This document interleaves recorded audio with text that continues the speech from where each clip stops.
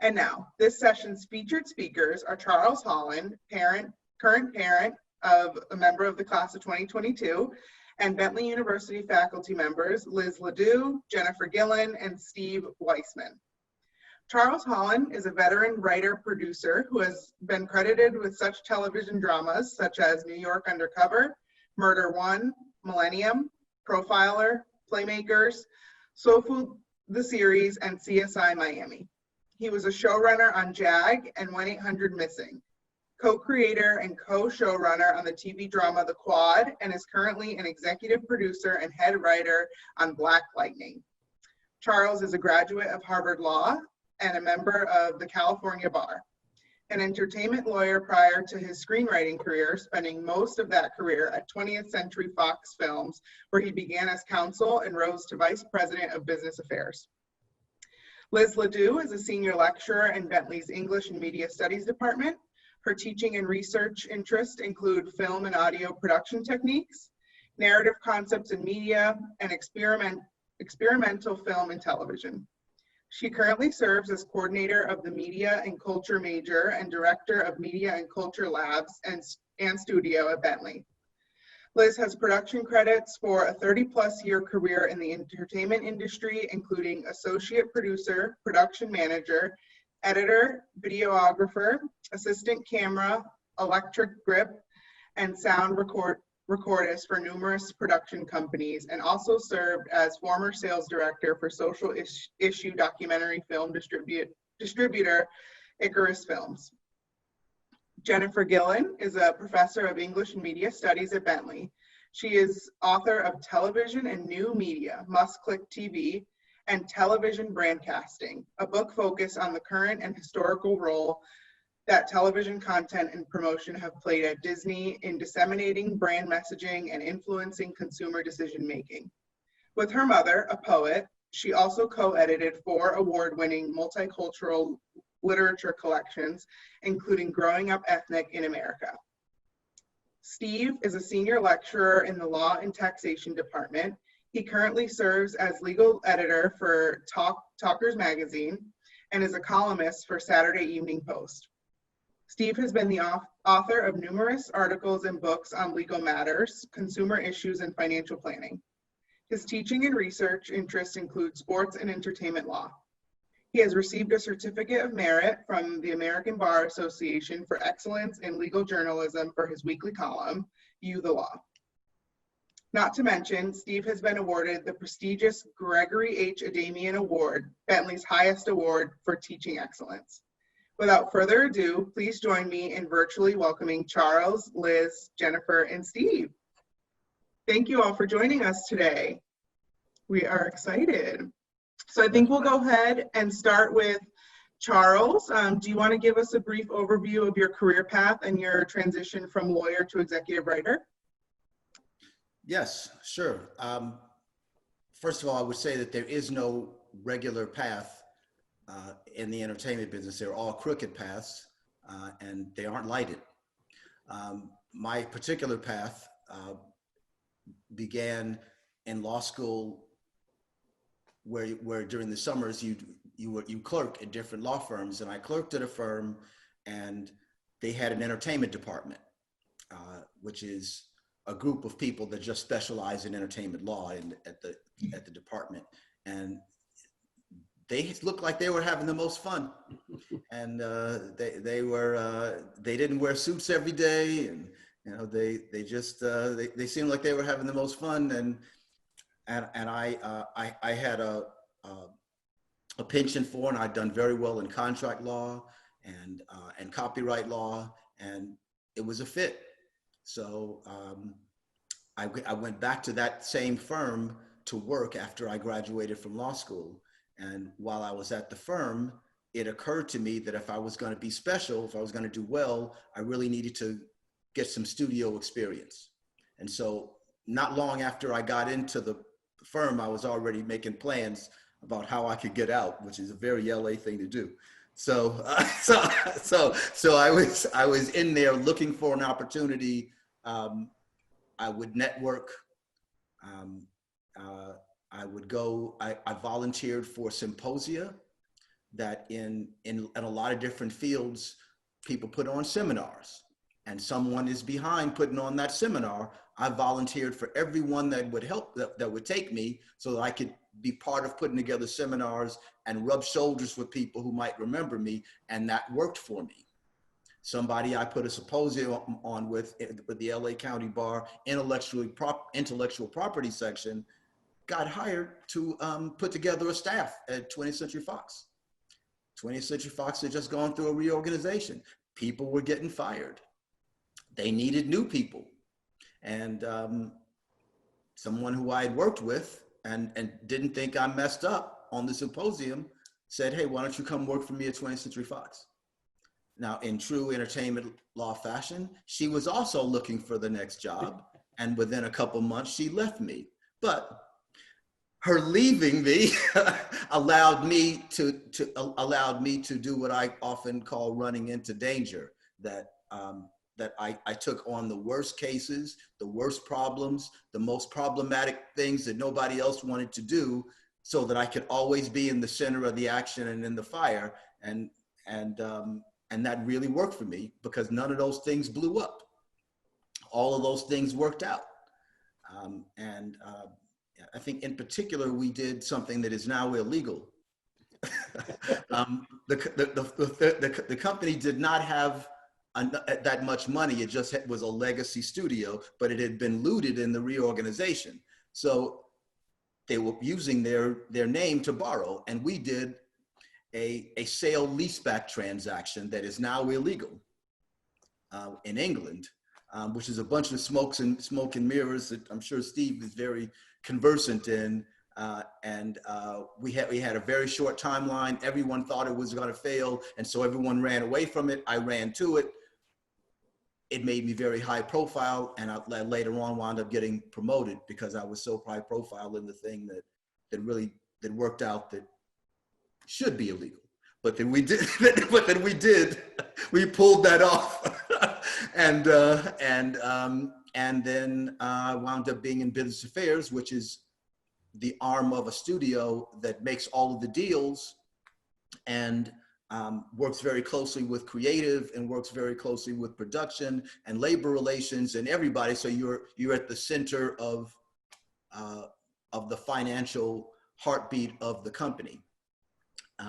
You work also very, very closely with the top people in the company, which is good for you if the president of the company is used to calling you at home. Probably sounds bad, but it's not bad. It's good for you if you want to advance. So that led to a very good job in business affairs. And while I was in business affairs, my secret penchant for writing just got pricked by being so close to the action of what things came in. I was privy to everything, every script that came in, every idea that came in, and I got to see what got bought and what didn't. I got to see what shows got greenlit and what didn't, and why. Then I got to see what productions were happening. I got to see everything from rough draft. I got to see it all from a privileged position of second guessing, where I don't have to actually make anything, create anything. And that was my film school. And in that, the little boy in me who had been writing since he was 8 years old, reading all these scripts, started saying, you know what, I bet I could do that. Now, I will caution you that almost everybody in LA has a script in their trunk, or they're an actor. So the fact that I thought I could do it didn't mean that I could. But I spent 4 years. I quit my job, and against all advice, because it was not a good idea, but it was my passion. And you have to sometimes distinguish between what is a good idea and what is your passion. And I could not find out if I was going to be able to be a writer without jumping. Now, some people might have been in a different position, but the plain truth of the matter is, in all of LA, there were only 2 Black executives like me, only one other person like me. It's very high profile. I couldn't do it. I couldn't write without everybody saying, oh, that's that executive who thinks he can write. No, I had to actually quit and do it full time. And it took 4 years in the wilderness before I got a job as a professional writer. And I've now been a professional writer for, oh, I hate to say it out loud, for 30 years. But I'm sorry that wasn't that brief. No, that's perfect. And 30 years is something to be very proud of for sure. Well, thank you for that. So I think we'll move forward. Liz and Charles, I'd like you to chime in too on television production, if you will. Liz? Well, I can say that my experience in television production, and I hate to say it, like 30 years ago, or at least starting at that point, was quite different. And in fact, a lot of the stuff that I worked on was single camera and shot in film. And that's really not the case anymore. But I sort of, just in hearing you speak, Charles, about your transition of going from one place to another, I went to film school and went down that path, but as a woman studying cinematography, which is also not an easy path to navigate, you know, regardless of gender, but certainly for women. But I found that I could find quite a bit of work in television production. And so I think today what we're seeing is a lot of, thanks to streaming services, a lot of diverse types of television shows that are presenting some characters that we just have not seen. And I know it gets me excited because I'm trying to develop a superhero syllabus. And so now I can really point to, you know, a lot more in the process. And so right now, even my students are watching the Umbrella Academy and seeing, you know, a very diverse group of a superhero family. And so I know for me personally, from my prior production experience, we've come leaps and bounds as far as not only what we're seeing in front of the camera, but more especially who's behind the camera. And we're not there yet, but I felt the need to bring that up because now with, we'll get to a little bit later with the pandemic, you know, how this is gonna, I think, complicate some of those gains. But I don't know if there was some, you know, sort of specific aspect of television production people wanted to get into, but that's sort of the way in which I was looking at it, generally speaking. Well, what it might, first of all, share your thing about the, one of the things, comic books were one of my first art forms as a child and loved them. And I actually had my first Hollywood heartbreak from trying to take my childhood superhero that I loved the most was the Black Panther. That comic, that was my guy when I was a kid. And when I came to in Hollywood, one of the things that I did is I was the first person to bring the Black Panther to Hollywood. I had Wesley Snipes attached, you know, was trying to get the thing, but that was in 1991, and frankly, Hollywood wasn't ready yet. Just wasn't ready for that, and it didn't happen. But I had, in fact, just before the current movie came out, I got a letter from the Writers Guild explaining to me that I am not going to get any credit on this one. Okay, I know, I know. Thanks for rubbing it in. So, but I got a second bite of the apple to be able to do a Black superhero, and that was one of the things that I really looked forward to do in terms of behind the camera.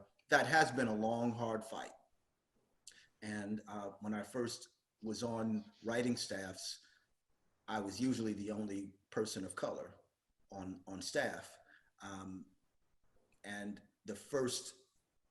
I was part of the first drama that was behind the camera was from people of color, which was Soul Food of the series.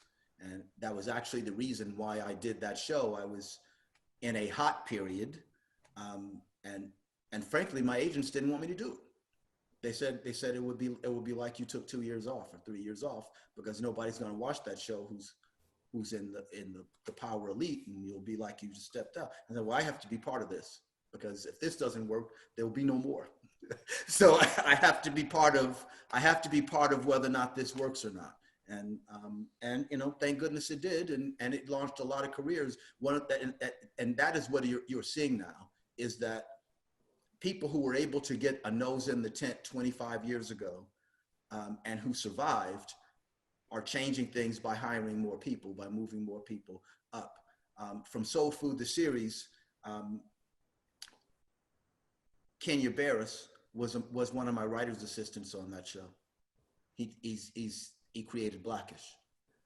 The person who created SWAT was also a PA for me. There's one of the main people who wrote a whole bunch of NCIS LA people. He was one of my assistants. It's just a lot of Eric Haywood, who did a lot of the is written a lot in Hollywood, and I'm blanking on the name of the music show.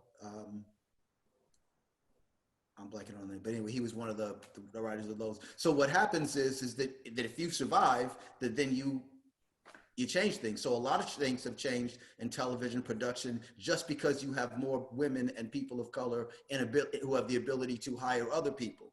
And it has not changed fast because it's entrenched.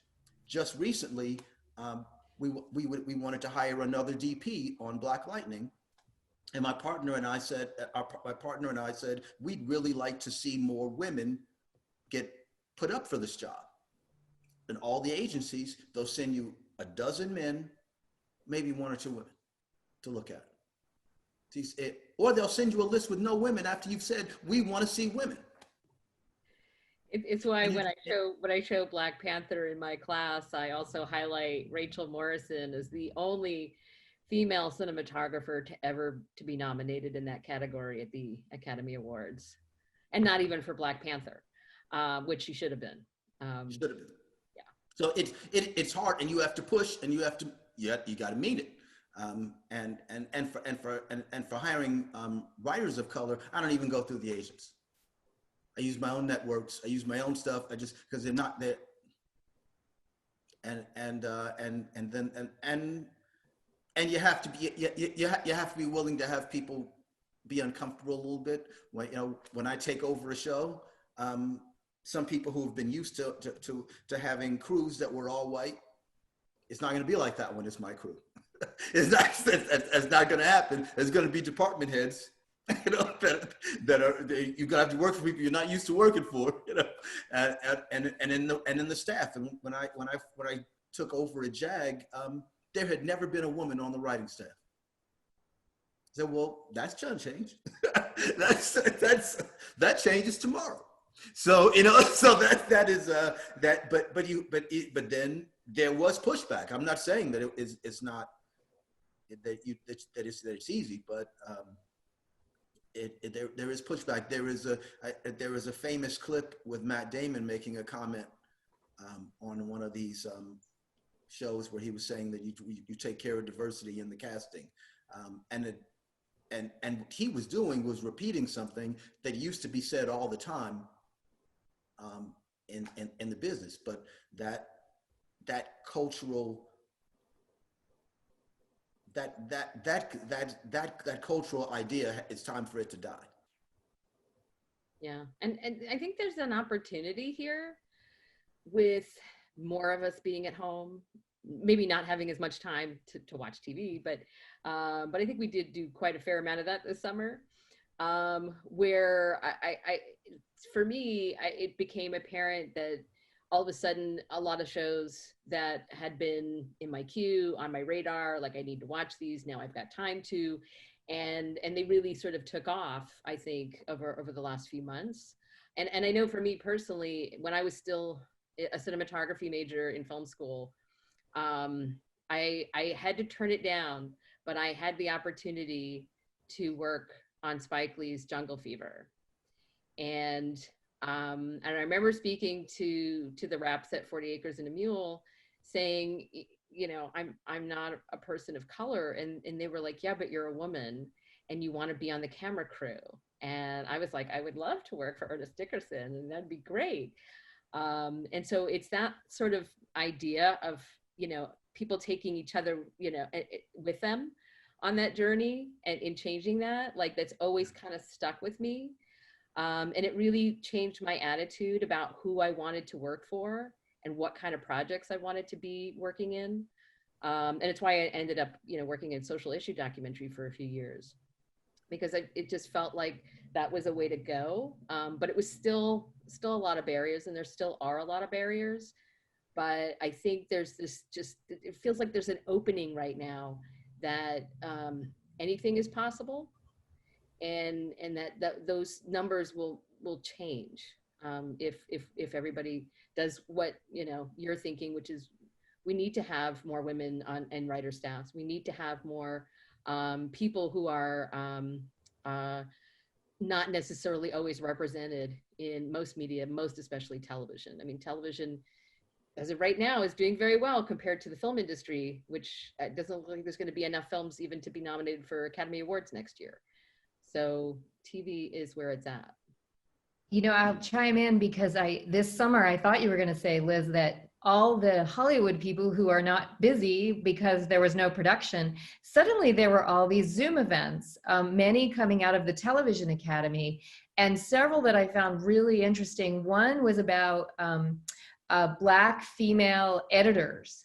And one editor, I think her name is Thelma Shropshire. She's on Old Guard, the Netflix movie, which was on my queue of something I needed to see. And I watched it after having heard her talk about that opportunity and what that meant. And I felt it was very exciting to see the way the non-star character, Charlize Theron, the other woman, was treated by the camera in this very different way.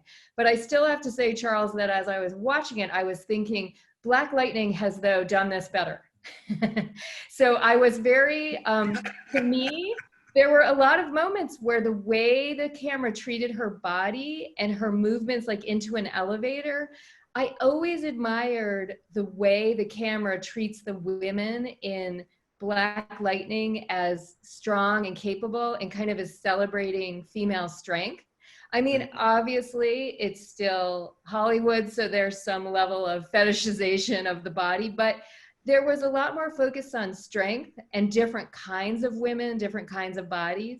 And when I heard this woman, this editor, speak about new opportunities and that people are maybe finally listening, I thought that was very exciting. But I have to tell you that I'm not just telling you this because you're here, but I really did think, I like this moment, and it's a film, but television is often doing it better because there's more episodes, more time to spend on developing the treatment of an actor. So it's a very exciting time. Well, I actually know the director of the Old Guard. She's married to a friend of mine. I've known them since New York Undercover. So, and she's the woman, Price Lithwood, is that it? And she did Love and Basketball. Prince Bythewood. Prince. Gina Prince Bythewood. Yes. Yes.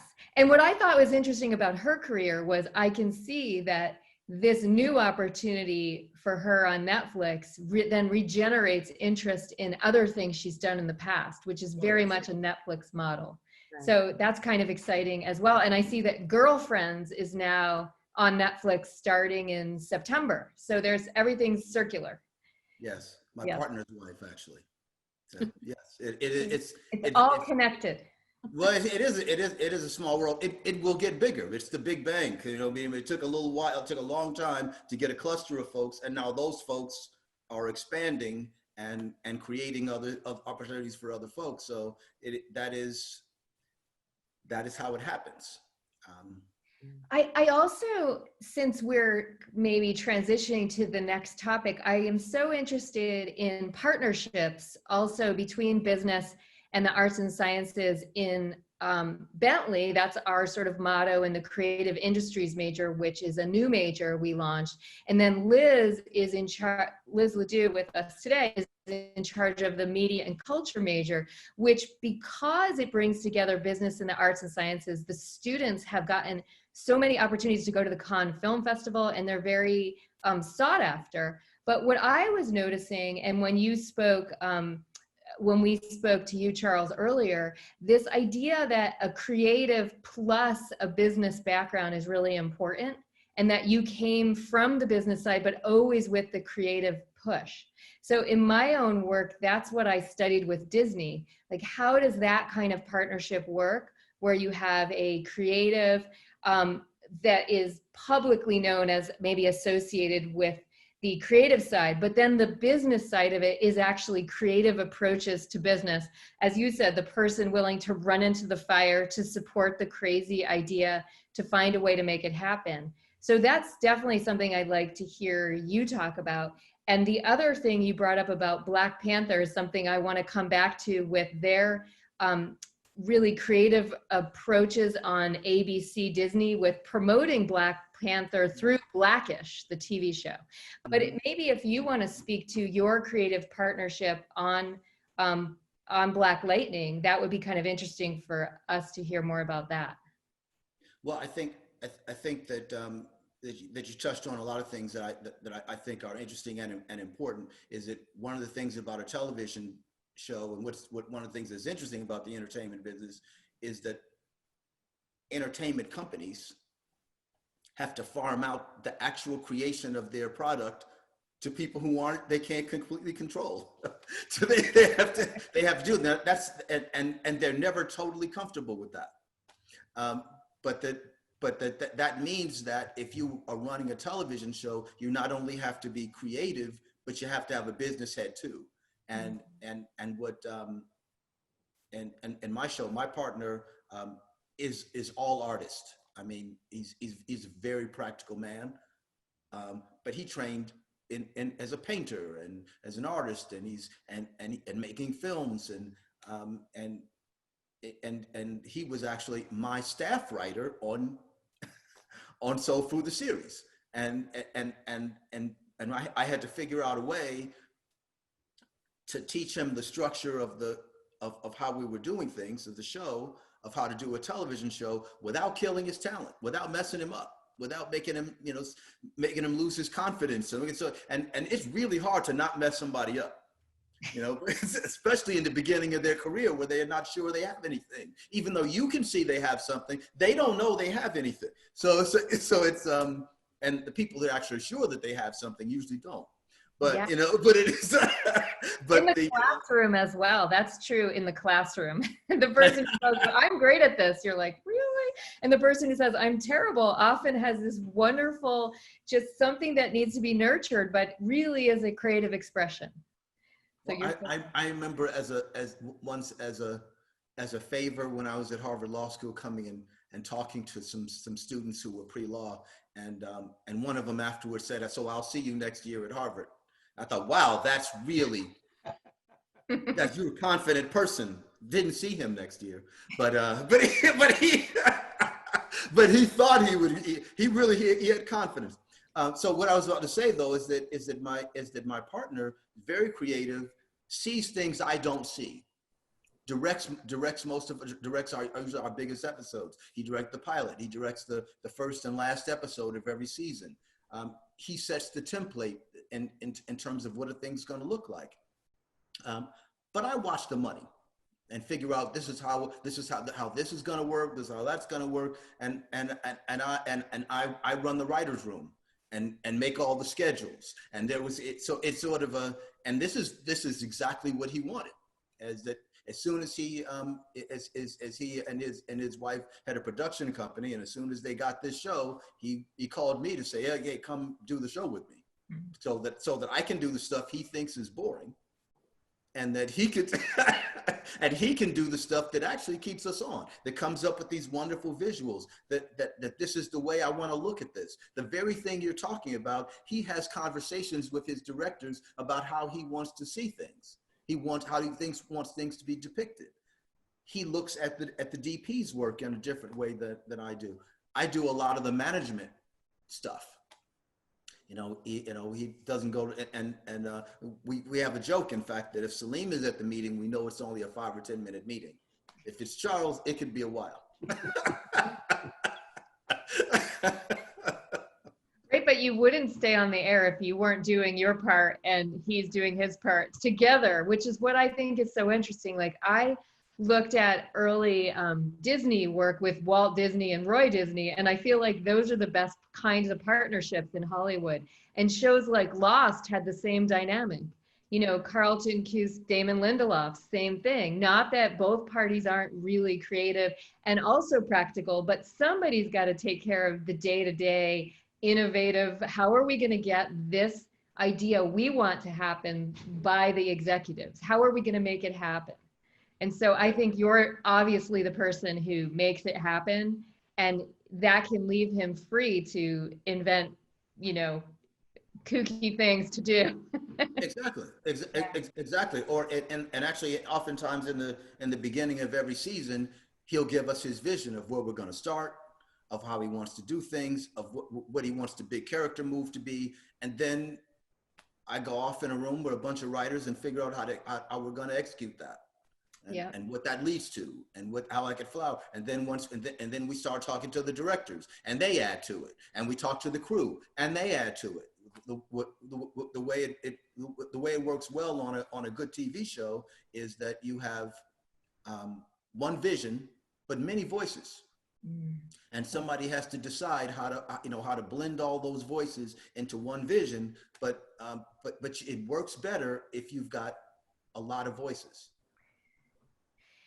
And if people feel heard too, right? There's got to be someone in charge of making them feel heard. And sometimes I think, from my limited knowledge of reading about production cultures, that maybe someone who's enmeshed in the big picture creative vision sometimes isn't able to make everyone feel heard at every moment. But somebody's job has to be to make everyone feel like they are part of that village making this together. Well, so some people are better at that than others. I have to admit that when I first was a showrunner, I probably was not very good at that.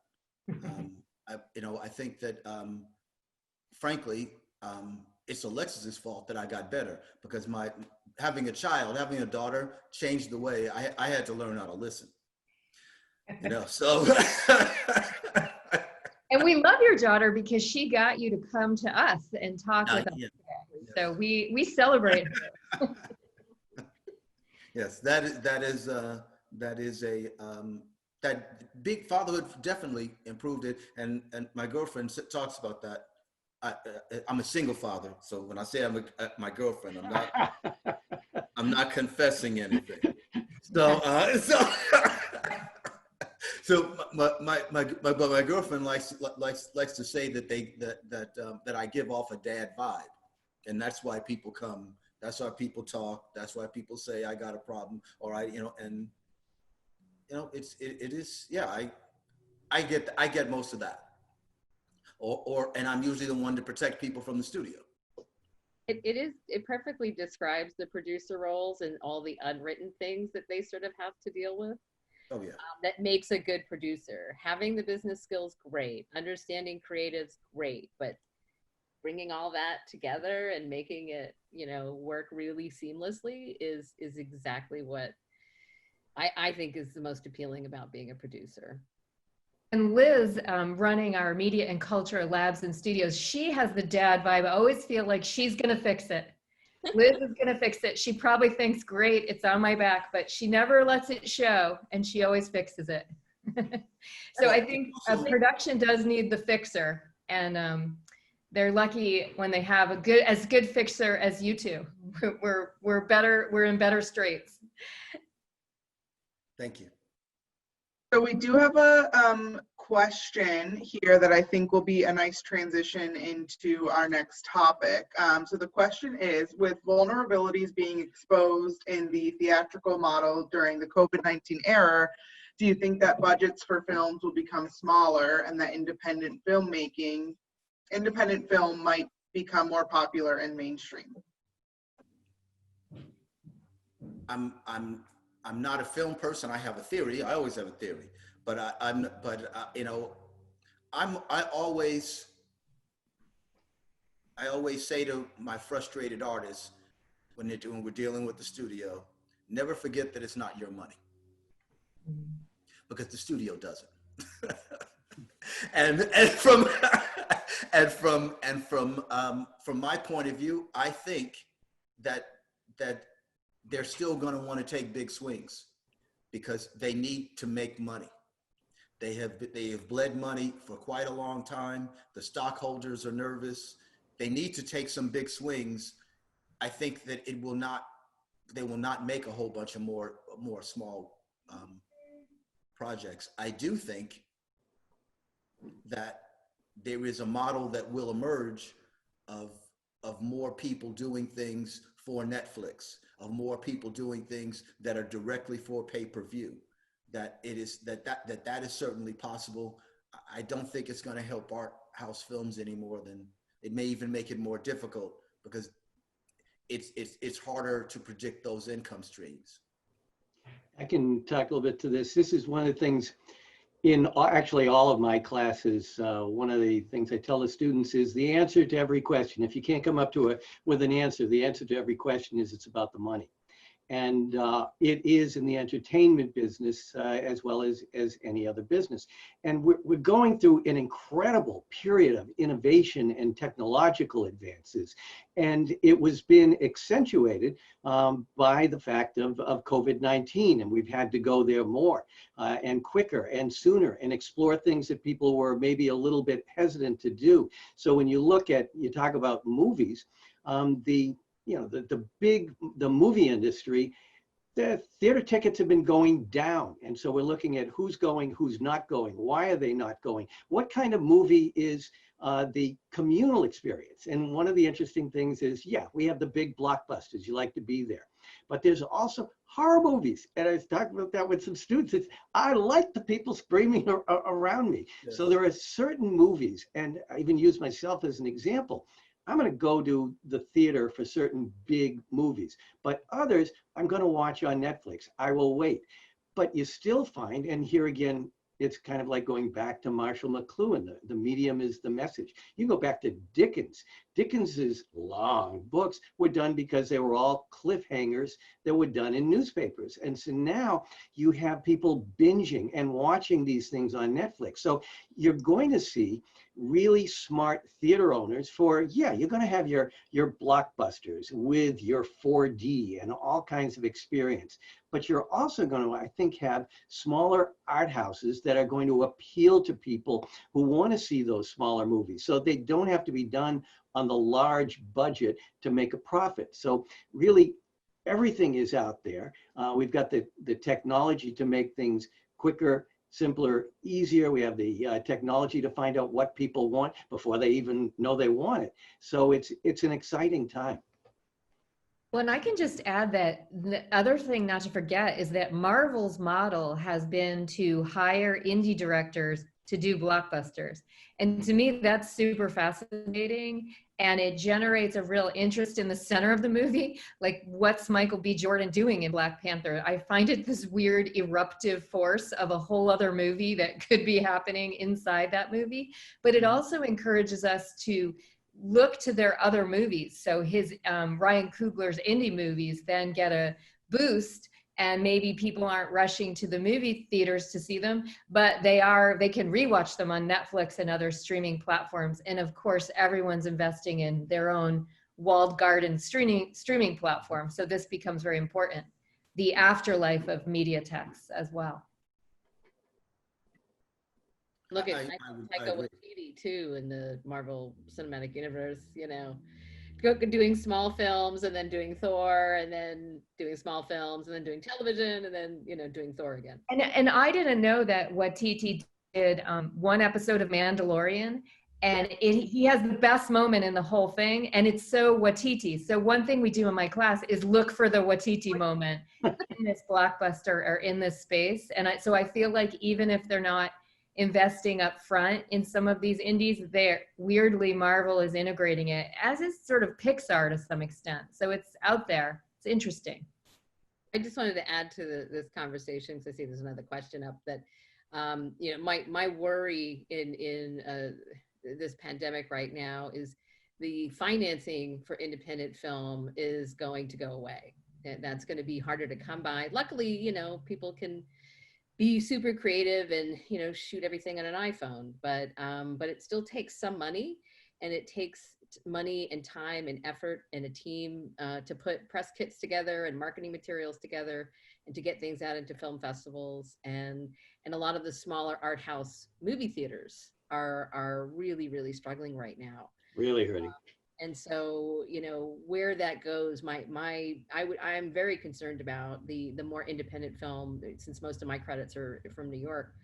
But you know, it's always been pretty resilient and has always been parallel to Hollywood in some way, shape, or form. So I think it will survive, but I think it's going to be a tough time ahead for independent cinema, unless, you know, I mean, maybe I think what will help is Netflix actually taking a chance on somebody's short film and having them make it a much larger thing. But it means that most of that content is probably going to be seen on your television and not on your movie screen.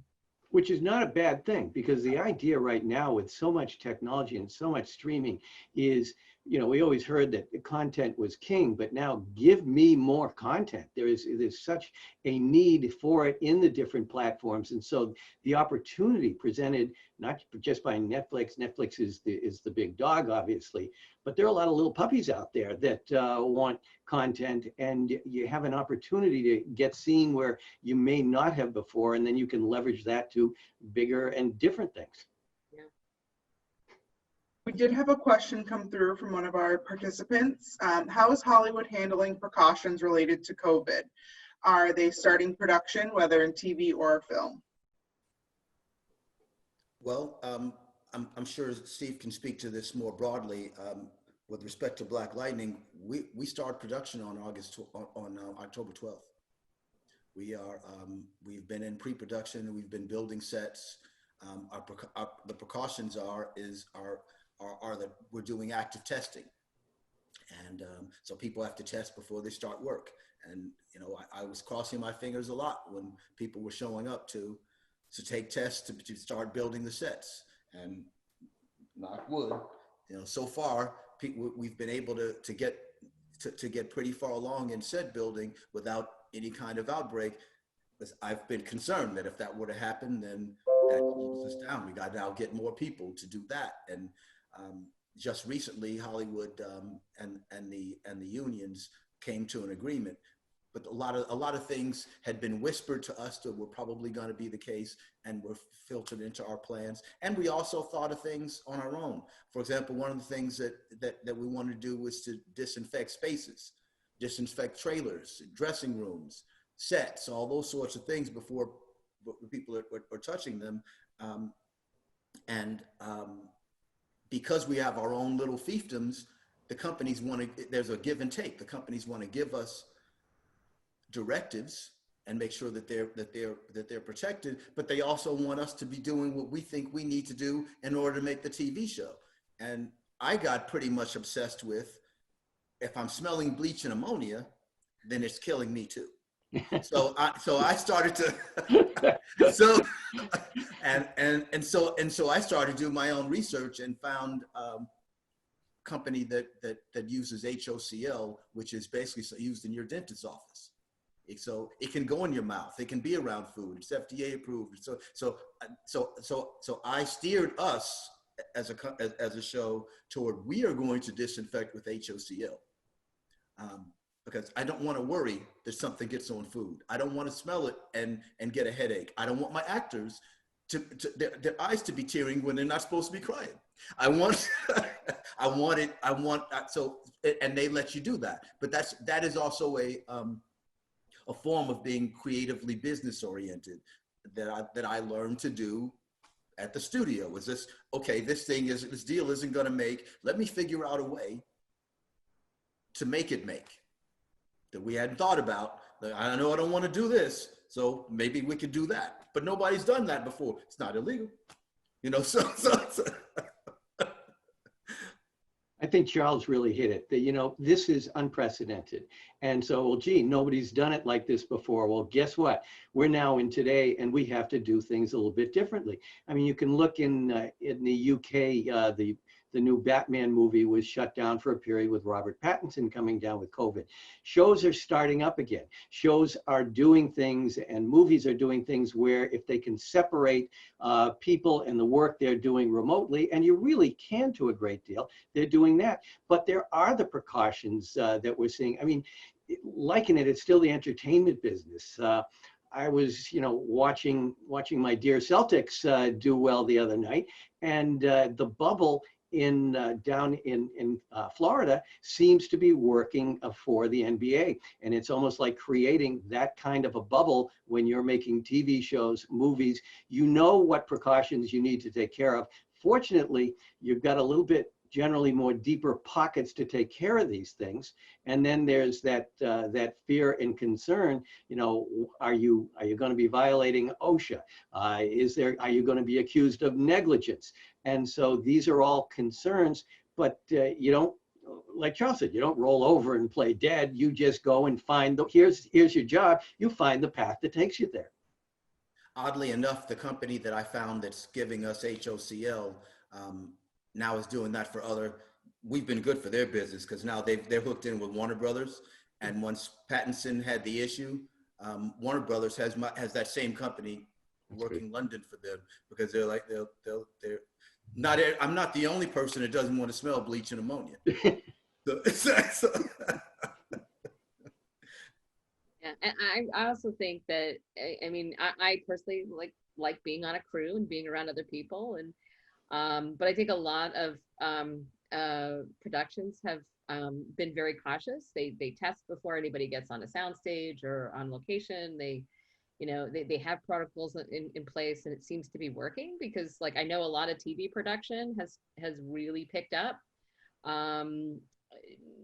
I know a lot also other than Hollywood, and that has been, I think, a help, because some of those areas like Vancouver have had a much lower positivity rate. Mm-hmm. But they're showing, you know, and throwing out all these different, here's a list of production protocols that we put in place that have been effective. Everybody's sharing that stuff with each other, because everybody wants to see that happen.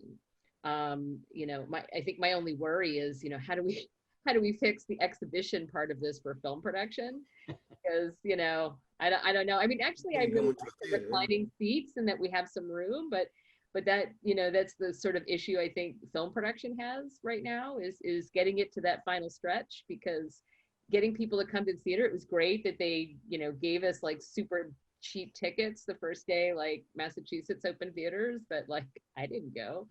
I've got Netflix. I don't need to.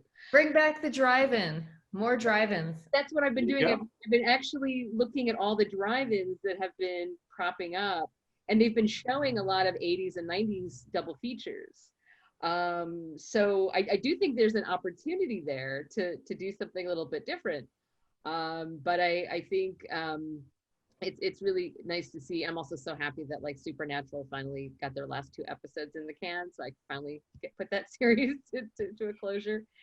I did also see a thing on Fargo, and Chris Rock being interviewed, and said that they had to come back, and I think it was either 1 or 2 final episodes they had to do. And he did mention what you mentioned, which was it was a little lonely, because you're quarantined, and then the whole experience is much reduced. So I do think some of the camaraderie might be lost a little in anything that is, maybe this was during the summer, so maybe it'll get better. But he was, I think, feeling it was a very different and strange thing to do. But like you said, they got it done, and it's coming on air. So things are happening. We'll get better. We'll be using a pod, and I think most people will, a pod approach, so that you just don't come in contact with everyone, and that which is weird, is it's going to be a weird experience when I go to Atlanta, because, you know, I'm not going to be allowed to go into my office at the production office. Charles, you need to get one of those big plastic bubbles I saw like on CNN, and you can roll around in it like a little hamster wheel. Oh, that sounds great. Or a new TV show. I already feel like I'm on a hamster wheel. You So could it's put the just, actors in it and say it's some kind of supernatural force around them, and they can roll by. Or you it's, can say wet bubble. it's Yeah. gonna be odd. It's gonna be very odd. It'll be an odd experience. It was one of the things that that you do. You know, the pods also will be tested differently. So that if you're just in the production office, you're probably only getting tested once a week. If you're on the crew, you probably wind up getting tested twice a week. If you're in pod one, where people like me that have to interact with the actors who have to have no mask for a lot of period of times, we're going to be tested 3 times a week, every other day. 3 times an hour. Yeah, well, and actually you say that, but if we do any intimate scenes, then the frequency of testing goes up. So that you'll have to test more than once. Instead of 3 times a week, it'll be like 5 times. And it'll be more, it'll be a couple times before the intimate scene. So it is all of that stuff. The liability issues are huge for the companies, but they have to have the content to sell or they're done. So, you know, it won't shut, the COVID isn't going to shut down Hollywood, but it's certainly been a complication. It's going to test the creativity, and that's what it is here. Everyone knows we're going to move ahead. It's actually a great opportunity for people to get creative, to find new ways of doing things, and this is something that we will do, and we have to do. I mean, the legal concerns, you know, obviously Charles knows these from being on both sides of this, are considerable, and things will go wrong, and there will be lawsuits, and there's going to be all kinds of new conditions that insurance companies who never got involved in a lot of this before are now going to be covering, and they're going to have conditions, and we find creative ways to make it work. That's what we do. It's an exciting time to be in entertainment. I was just going to add to your point, Steve, because even our students now they're kind of working in pod groups. We've given them equipment for the beginning of the year and said, hold on to it. Give it back to us in about 3 months. So we don't have to keep disinfecting and sending it back out again. But like I'm teaching animation, and a lot of the students are not even in Massachusetts. Some of them are 12 hours ahead. And I said, the next project is stop motion. You're just going to go out and use your phone, and you're going to do this. And here's a piece of software that you can use for free. And then you're going to collaborate with each other, but you're going to work on this section and you're going to work on that. So we've found really creative ways that even students across the globe can collaborate, where they think they immediately said I was crazy and said that's not going to be possible. And I said, no, this is the new reality in the entertainment industry. Like, even if, you know, a few years from now, we all go back and we can have lots of, you know, great, you know, crew parties. That's awesome, but it will actually, I think, help so that people don't have to be in the same space in order to collaborate necessarily. And, you know, I, for one, don't particularly care to disinfect everything. So with our time coming to a close, does anyone have any last minute remarks, closing remarks? Black Lightning is awesome. I'm just going to say that. Oh, thank you. Watch it if you have it. 2 thumbs up. and quite a great take, I think, on also talking about non-heteronormative relationships too. It's an exciting time with great opportunity for things that have never been done before, which is a great reason for doing them now. I think that's all well said, and I think that when we say that we're at a golden era for television, I hesitate to say that because I still think the best is yet to come. Yeah. Well, thank you all so much. Thank you for those who joined us this afternoon, and we hope you enjoyed Falcon Weekend. Bye, everyone. Bye.